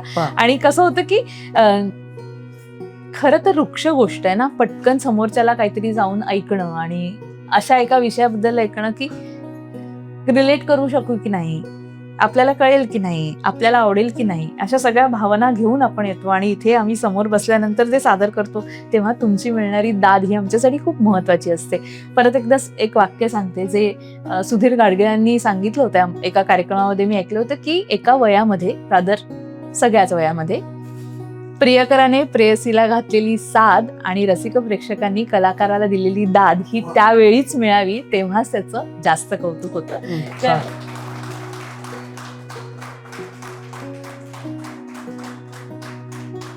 त्यामुळे तुम्ही खूप छान दाद देत होतात. प्रत्येक वेळेला टाळी म्हणजेच दाद नाही, तुमच्या चेहऱ्यावरचं एक हसू, तुमच्या डोळ्यांमधल्या पटकन त्या भावना त्या वेळेला येणं, ही दाद खरी असते. तर आपल्या सगळ्यांचे खूप मनापासून आभार. जितेंद्र सर, तुमचे खूप मनापासून आभार. अरे नाही, आणि खूप मजा आली आणि परत परत भेटत राहूया आणि पुन्हा पुन्हा छान उपक्रम तुमच्या कार्यक्रमाला येईनच, पण खूप छान उपक्रम आहे आणि तो असाच वाढता राहू देत, वृद्धिंगत होऊ देत, हीच मनापासून इच्छा. धन्यवाद. धन्यवाद.